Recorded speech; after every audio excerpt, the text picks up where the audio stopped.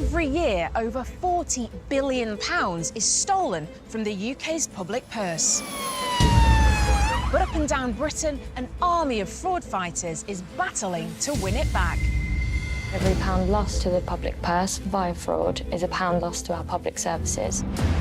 That money is for people that need it. You just can't go about stealing money and hope to get away with it. People that defraud the public purse are despicable. From paying for the police and our health service, filling in potholes and emptying our dustbins, to making sure everyone has a roof over their head. The team had to follow the money trail. I'm just going to investigate the incident. Gross. I suspect that it's not your badge. I'm definitely sure that there's a fraud. The investigators' mission has never been more vital. We managed to recover over £108,000. This prosecution was really important. Can't the claimant being able to get his way out of this one? No one is beyond our reach. If you get a knock on the door from us, you might be in trouble. The fraud squad are on the case.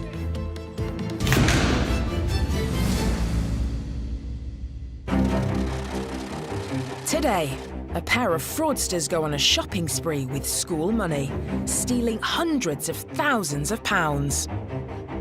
To think that two members of staff were so trusted and well respected is just unthinkable. A disgruntled NHS employee turns travel agent using money meant for hospitals. To take that money away is taking a nurse off a ward, effectively. And a benefits cheat is caught out, trying to be best in show.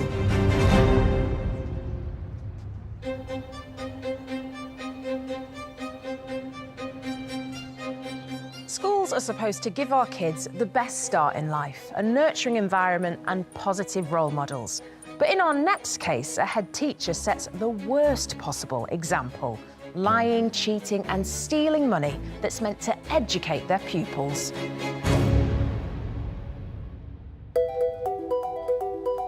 This is the scandalous story of a school office conspiracy, an abuse of power, trust and responsibility. The whole generation of children that went through the school did not get the full resources that they should have got because of the greed of these two people. A web of deceit that defrauded an already struggling school of a colossal £500,000.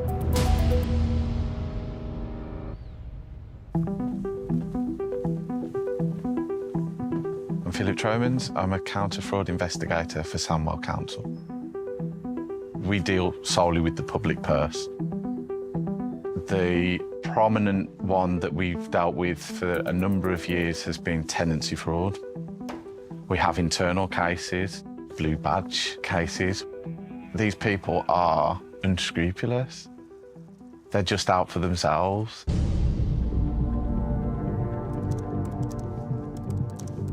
But a case lands on Philip's desk, unlike anything he's dealt with before or since. It starts with a phone call from a bank.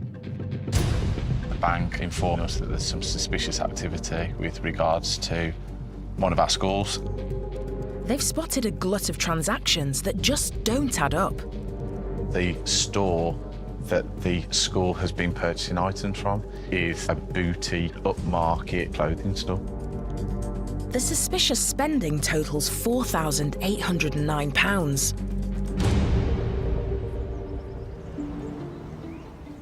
The first thing I do is I go on my computer and have a look at the website for the store that have made the report to the bank.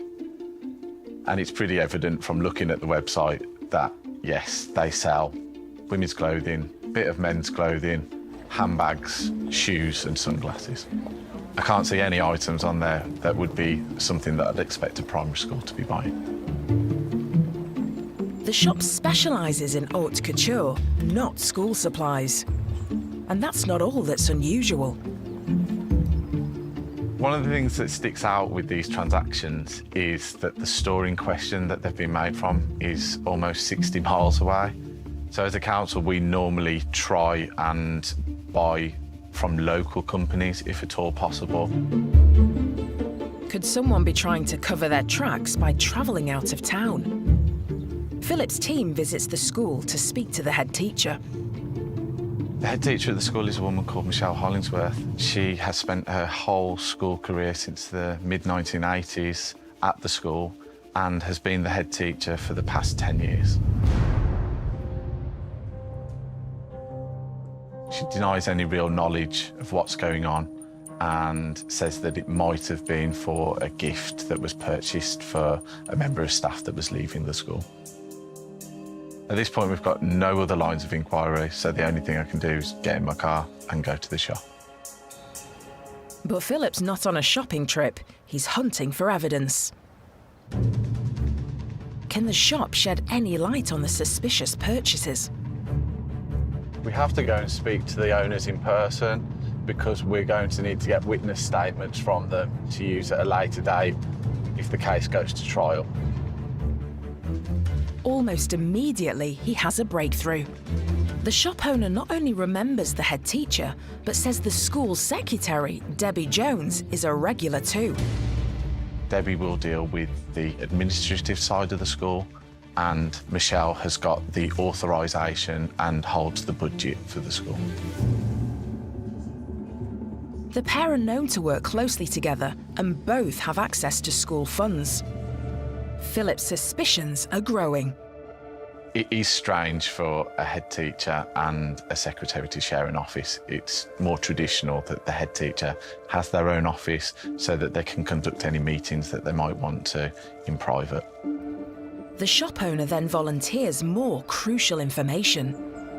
The store owner tells us that the two members of staff were referred to her from another store in the same street. We head straight over there and find that it's a high-end interior design shop with lots of beautiful furniture in there, sofas, lovely cupboards, tables, things like that. Again, things that we wouldn't expect to find in a primary school in a deprived area. It turns out the pair were well known in the upmarket high street. There was also a third store in the same street that they'd visited. It was a children's kind of boutique shop that sold clothes and books, games. On the face of it, it seems like it could be something that the school would go and make purchases from. But then upon speaking to the owner, it's quite obvious that the majority of things that have been brought is clothing, and seeing as the school is a uniform school, there doesn't seem to be much need for those purchases. At this point, I'm definitely sure that there's a fraud. Information from the bank explains how the pair had tried to deviously disguise their shopping spree. They've used their insider knowledge of the school systems to try to avoid detection. By paying by cheque, they were going to the store, putting on one side what they wanted to buy, going back to the school, raising an order, raising a cheque, sending the cheque had to clear, and then go back to the store to go and collect the items. Because, of course, they couldn't run the risk of them being delivered. With the evidence mounting, it's time for action. Michelle and Debbie are suspended from duty, and we go to the school. We need paperwork to be able to look at and analyse to see what's happened. But when they get to the school, investigators have a shock in store. All of the relevant paperwork with regards to the transactions has disappeared, along with the computer used by Debbie Jones. Other staff describe an attempt to try to destroy incriminating evidence before investigators arrived. They inform us that the electrics were tripped out because there was an attempt to pour water on the computer. It's clear the pair know Philip is onto them. The loss of evidence is a blow to the investigation. It means that the investigation has become a lot harder. With zero paperwork to go on, the only thing that we can do is get a copy of all of the suppliers that the school have got on their computer system and trawl through the internet to find out the nature of each of those businesses. It doesn't take long for yet more dodgy transactions to surface. Clothes stores, antique stores, building sites and reclamation yards, probably about 30 companies. Philip visits each business and soon a pattern emerges. They're telling us the same story. Two people from a school coming in and wanting to buy items, but there's no actual physical evidence of those items being in the school. The pair's lavish spending sprees are costing the school thousands. And they've made calculated and deliberate attempts to hide their thefts. On the school's finance system, they would have recorded something that was very plausible, whereas in reality, what had been brought and what was recorded on the invoice was something of a far more personal nature, such as clothing, furniture, antiques. While teachers are being forced to pay for basic supplies from their own pockets, the pair are splashing the school's cash like there's no tomorrow and forging the paperwork to cover their tracks. They had brought a Georgian Beaufront corner cupboard and a pine dovecoat. A bargain at just £900. On this piece of paper here, actually they wanted it recorded on the system as an outdoor storage cupboard and a wooden playhouse. They'd actually brought a mirror, quite an expensive one, £1,150. And yet they wanted that recorded on the system as wooden storage blocks. So from these documents, we can blatantly see that they're trying to cover their tracks. Later, Philip discovers the pair's shopping trips are just the tip of the iceberg as the full extent of the theft is discovered. We can see that all of the monies paid to this company are actually paid into the bank account of Debbie Jones.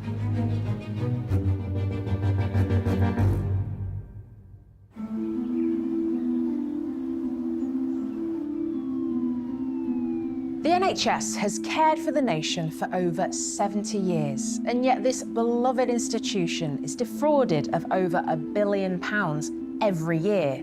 What's even worse is that sometimes that fraud is committed by insiders who should know better.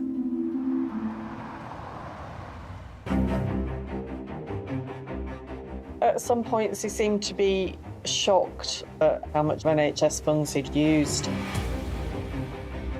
The suspect set himself up as a kind of a travel agent. I think the total value of the bookings was just over £30,000. To take that money away is taking a nurse off a ward, effectively.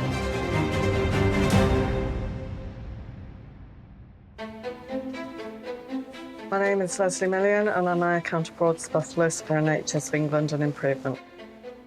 We deal with any allegations or referrals of fraud within the NHS. GPs, pharmacists, dentists, opticians. Just 2 days into her new job at the NHS, she lands a shocking case. A mystery fraudster is abusing the staff travel system, costing the health service thousands and diverting crucial resources from the NHS front line.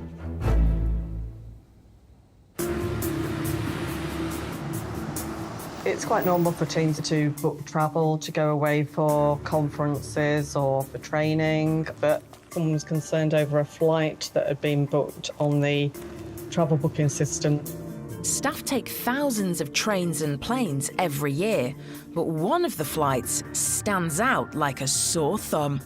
A booking was noticed that was for a flight to Dalaman in Turkey, which obviously wouldn't normally be expected to be a location for official NHS business. Dalaman is a top tourist destination. Known for its turquoise sea and sandy beaches, there's not much scope for official NHS business. Yet someone is using NHS funds to book flights. Clearly, something doesn't add up. First thing we wanted to do was make inquiries into the passengers and the bookers' details. The flight from Leeds Bradford Airport to Dalaman, Turkey is for 2 female passengers. When the female passenger details were checked, they couldn't be identified to be NHS employees. But when they discover who made the bookings, the investigation takes a sinister turn. The man who made the bookings was employed by NHS Improvement. Until recently, he'd worked as an assistant project manager, but quit that job thinking he'd landed a promotion. But when the promotion fell through, he was left jobless, so it would seem he has an axe to grind. He's had unrestricted access to the system for months. The fraud could potentially be huge. After cutting off his access, an urgent investigation is launched. Leslie needs details of all his bookings on the system. When the results come back, she's in for a shock. There were quite a number of bookings there, quite a considerable amount. I think the total value of the bookings was just over £30,000. It looks like the suspect's been able to book international flights and hotel stays undetected, costing the taxpayer thousands. £6,000 on rail travel, just over £3,000 on flights, and then over £20,000 was spent on hotel bookings. £30,000 has been stolen.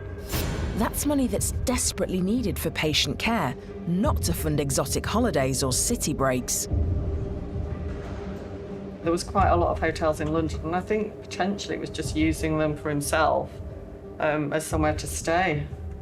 But there were a lot of bookings made for other people as well. Although the account login was registered to the former NHS staffer, there's no proof he made the bookings. Leslie needs to dig deeper.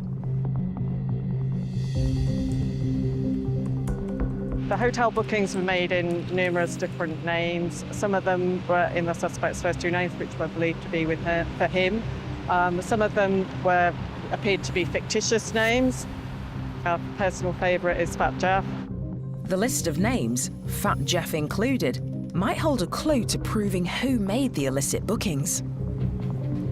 The other names were names like Asto Mart and Rico Dart.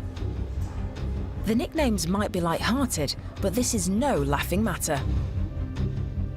With bed shortages and waiting times spiralling, every penny lost hits the NHS where it hurts.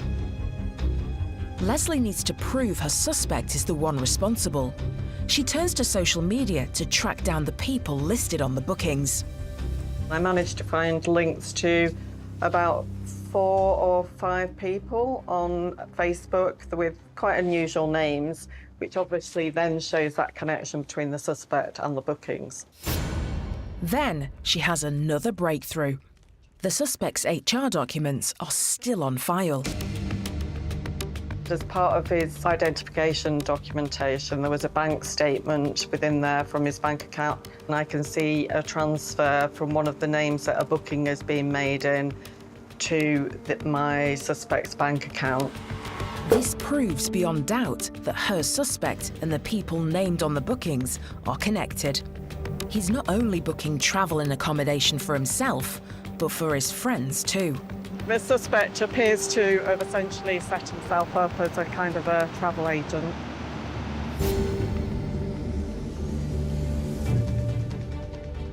The HR files also hold a clue as to how the fraudster could be committing the crime. When this employee left NHS Improvement, they failed to return their laptop and work mobile phone. HR had contacted him to let him know that if he failed to return the equipment, that they had no alternative other than to take legal action. But his response throws the cat amongst the pigeons. He said the equipment had been stolen in a robbery. That could have meant potentially that someone else could have stolen that equipment and might have been able to use it to make the bookings themselves. The revelation throws Leslie's case into jeopardy. Could the alibi get her suspect off the hook? Later, will the suspect's greed finally catch up with him? Good morning. I've just tried to make a booking. You restricted at £135, sir, so I can't put that booking through. Let's not worry about it. I'll try and find something else in that area.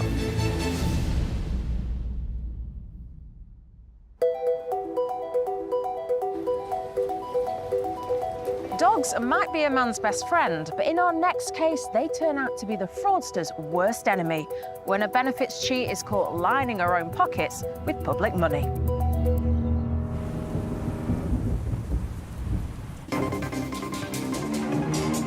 this particular lady was not as disabled as she claimed to be. She was breeding rough collies and showing them all around the country, including Crufts.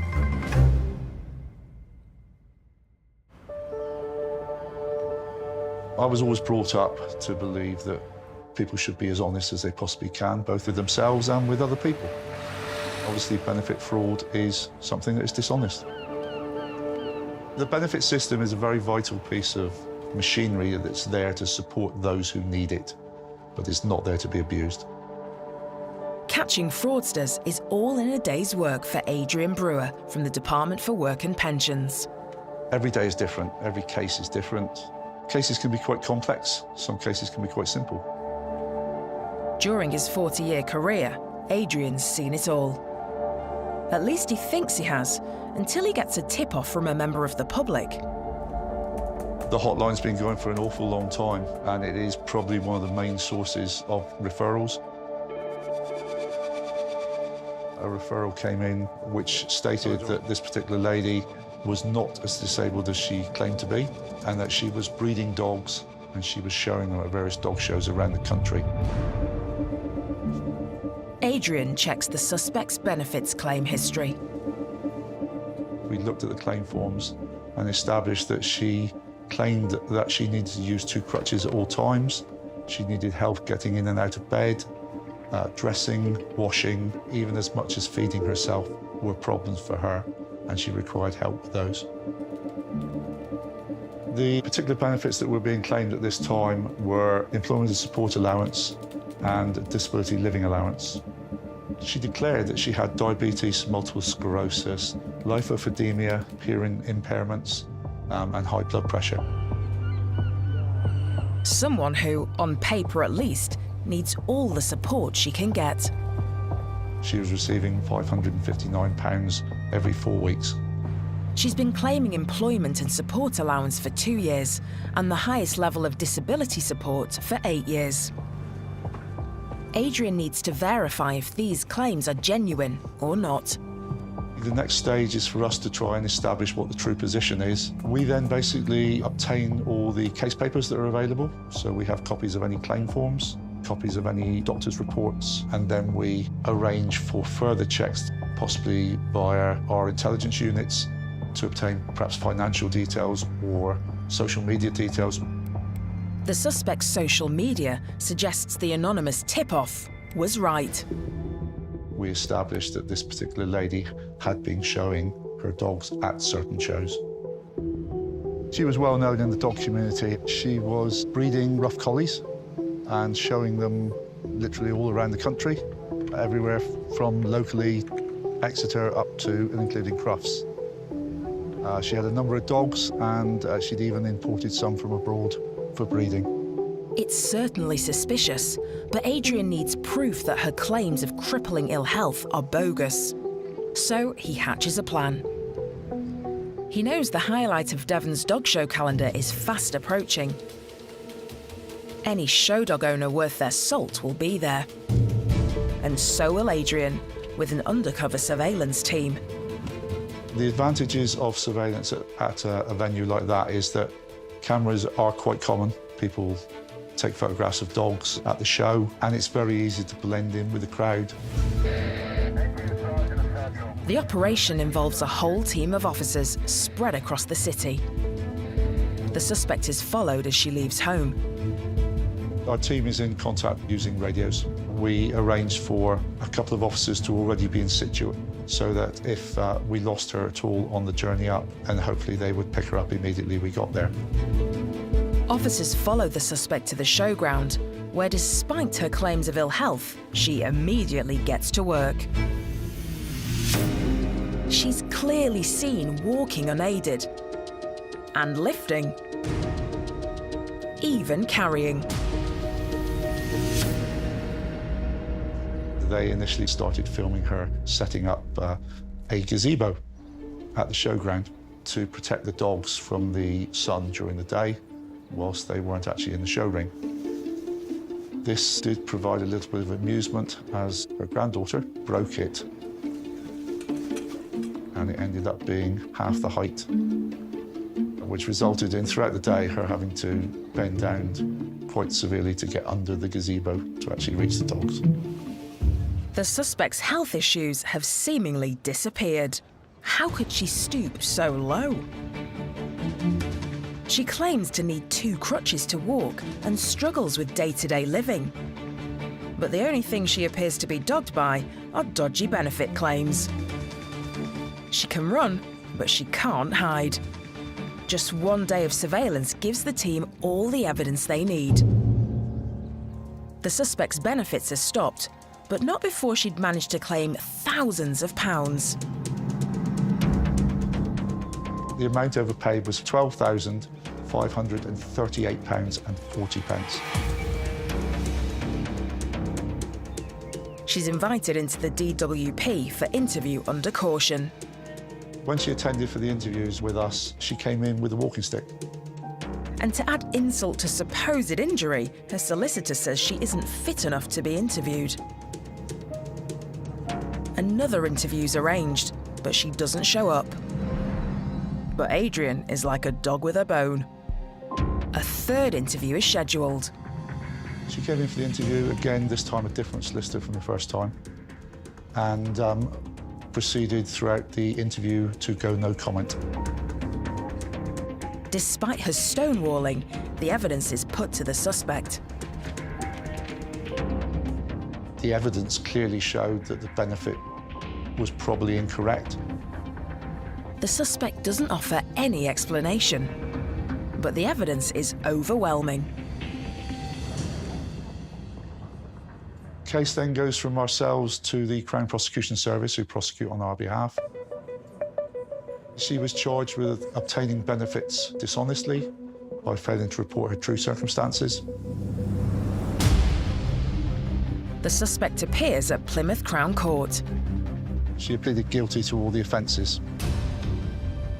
She was sentenced to 12 months community order, 20 reparation days, and 100 hours unpaid work. And that's not all. An order was made in the court for Profits from Crime Act, and she was ordered to repay all the outstanding money to the department within 6 months, or to face a prison sentence. But the cost to the public purse goes beyond the benefit fraud. Investigation of benefit fraud costs a lot of money. There's a lot of resources go into it. It is a substantial amount of money that could be used for other purposes. If this case hadn't been investigated at the time it was, it is my belief that that claim would still be running to this current day. For Adrian and the team, it's a job well done. I'm very proud of the job I do. It gives me great satisfaction and a sense of personal achievement in playing my part in society.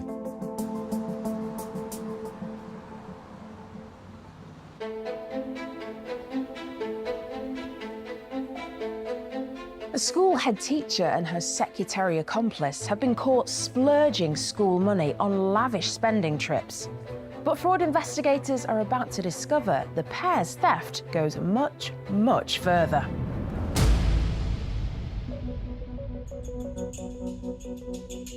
They had brought a Georgian Beaufront corner cupboard. Actually, they wanted it recorded on the system as an outdoor storage cupboard. Head teacher Michelle Hollingsworth and school secretary Debbie Jones are ordered to appear before council officials. We interviewed Debbie first and we asked her to explain what's going on, and she doesn't really give us any information, just trying to distance herself and saying that we'll have to ask Michelle what's gone on. But when Michelle is interviewed, the head teacher plays the fool. It's really frustrating. Michelle made out that she was completely IT illiterate, did not know how to use a computer at all. But Philip's not falling for it. It seemed logical that the only person that could be the mastermind of this was Michelle, because you can't really imagine a situation whereby Debbie, as the school secretary, was going to go to the head teacher and say, I've got a great idea of how we could defraud the school. With his suspects failing to provide any new information, Philip doubles down on the school's finances. hidden within the cost reports, he spots an anomaly. One of the companies that the school used was a family relation.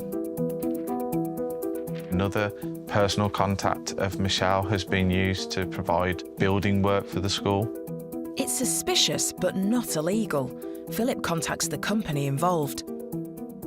The person who we're speaking to is very vague, tries to distance themselves from those transactions enough that we feel that it's necessary to interview them as well. During interview, they make no comment, but they do come with a pre-prepared statement. It doesn't admit fraud, but they do say that they will repay any monies that have been paid to the business that we feel shouldn't have. Why would a company volunteer to repay money unless something shady is going on? A quantity surveyor visits the school to check the building work the school's paid for has actually taken place. They go around the school to check that what the school have recorded that they've received has actually been done. They find that in the majority of cases, the work that's been paid for either hasn't been done, or if it has been done, it's been grossly overcharged for. The investigation also uncovers payments to a window company, but there are invoices in place to show that the windows have been replaced numerous times, maybe 3, even 4 times according to the invoice system, and this obviously hasn't happened. We can see that all of the monies paid to this company are actually paid into the bank account of Debbie Jones. It was over £74,000.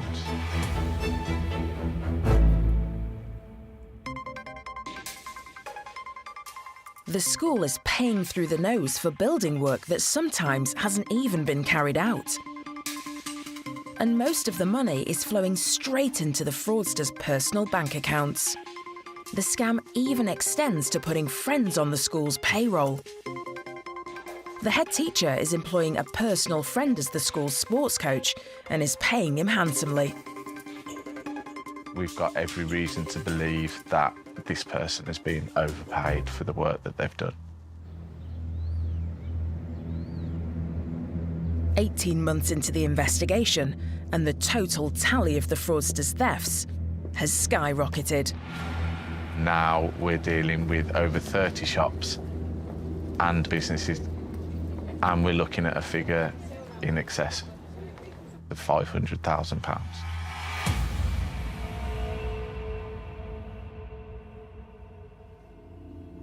But when the head is called in for questioning a second time, there's a surprising turn of events.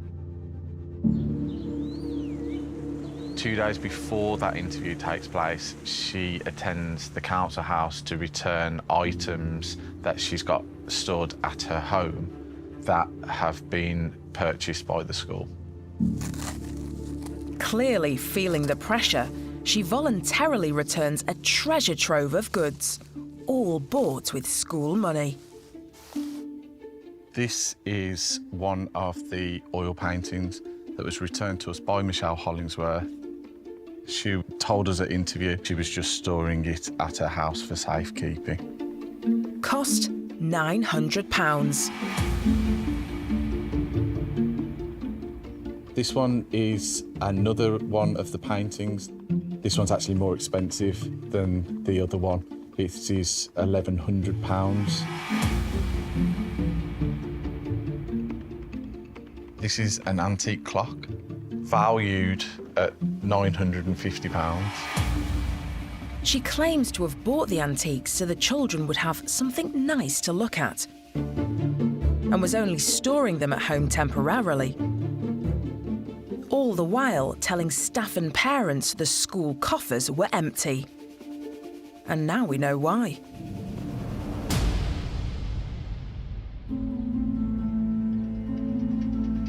We now have enough information to be able to pull together the evidence to be able to prepare a case to go to court. A trial date is set. Due to the enormity of the case, it's earmarked to last up to 12 weeks. During the trial, Debbie admitted receiving the items, but didn't really give us any further information. Michelle maintained throughout the whole court case that everything that she had purchased for the school was legitimate, was for use by the school, that the children benefited from it, and that if anything had been purchased that shouldn't have, it was Debbie's fault. After 14 weeks of finger-pointing, wasting yet more taxpayers' money, justice is served. So Michelle Hollingsworth was found guilty on all counts and was sentenced to 5.5 years in prison. And Debbie Jones was also found guilty on all counts brought against her, and she was sent to prison for 4 years and 9 months.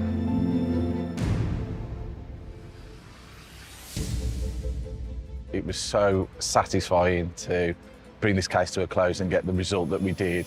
And it's just really refreshing to know that we're not going to let people get away with this. And if you do commit a crime, we are going to do whatever we can to make sure that you're prosecuted. But the effects of the pair's fraud doesn't end at the school gates. The school that they worked at is in quite a deprived area of our borough. This fraud unfolded over 6 years, so that means that during that 6 years, a whole generation of children that went through the school did not get the full resources that they should have got because of the greed of these two people.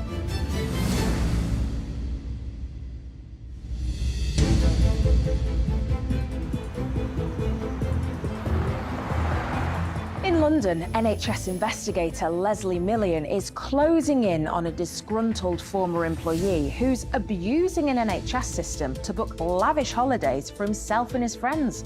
But these aren't budget breaks. We're talking £30,000 worth of luxury travel. The suspect appears to have essentially set himself up as a kind of a travel agent. Unlike the suspect, his claim that someone else was behind the bookings just doesn't fly. Meanwhile, Leslie continues to gather evidence. Her next call is to the hotels. Inquiries were sent to a number of hotels that bookings had been made at to see whether there was any connection between the suspect and the bookings. And this is where the suspect makes a crucial mistake. One of the hotels that was contacted found that on check-in, the suspect had provided his personal email address in connection with a hotel reward scheme. Anxious not to lose his loyalty points, the fraudster's unwittingly tied himself to the bookings. The fact that he gave his personal email address for a hotel reward scheme, it connected all the bookings back to him. Leslie has everything she needs. She calls in police backup and goes to arrest the fraudster. We're with the police, but unfortunately, when we get to the address, it's Mum's address, and the suspect hasn't lived there for quite some time. Horrified, the suspect's mum doesn't hesitate to dob in her son. Mum provides a current up-to-date mobile number for the suspect. When they catch up with him, he's not happy he's got his mum to answer to. The suspect was quite annoyed that police had been to his mother's address. You know, he didn't want his mum to be upset. At one point, he said to the police, "I want you to phone up my mum and apologise to my mum, otherwise I'm not being interviewed." The police politely explain that's not how it works, and he's interviewed under caution. The suspect just chose to no comment to everything. It's just quite frustrating, really. But when Leslie presents her evidence, he's visibly shaken. At some points, he seemed to be shocked, actually, himself at the total amount of bookings that had been made, and then hadn't realised quite how much of NHS funds he'd used. But he's in for an even bigger shock. Leslie has an ace up her sleeve. She's obtained recordings that clearly identify him as the one making fraudulent bookings with NHS money.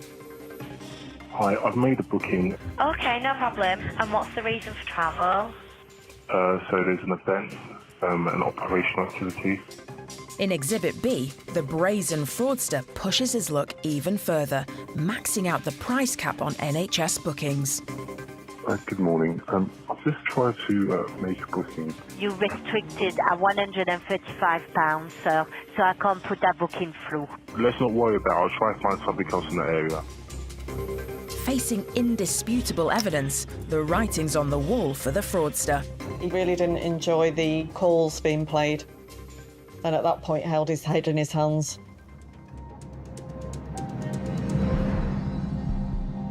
The case goes to court. The first hearing is at Thames Magistrate Court, and he pleads guilty at the first hearing. Despite his earlier denials, facing overwhelming evidence, he confesses and is sentenced. 14 months suspended for 18 months for the fraud, and is sentenced to 3 months for the theft, but again suspended for 18 months. He's then sentenced to 15 rehabilitation days and 200 hours unpaid work. It's a great result for Leslie and the NHS.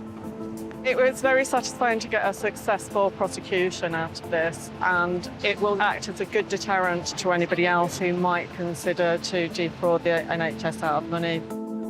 But when the crime is committed by somebody who knows the NHS's struggles firsthand, it's a bitter pill to swallow.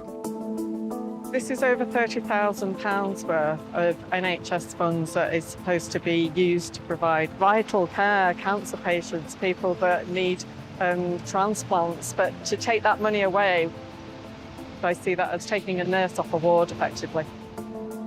To add insult to injury, not a penny of the fraudster's ill-gotten gains can be paid back.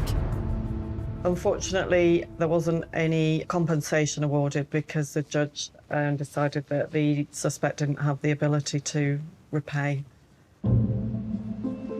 The one positive from the case is a toughening of NHS procedures.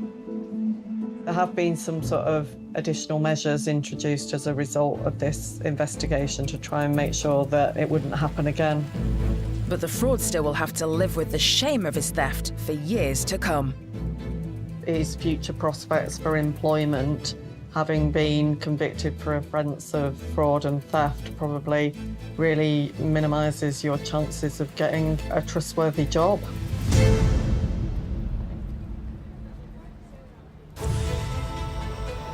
Join us again when the Fraud Squad continue their fight. It's theft. It's stealing from you and I, the taxpayer. Bringing wrongdoers to justice and defending the public purse. When you see some of the extent of frauds, yes, it can make you angry.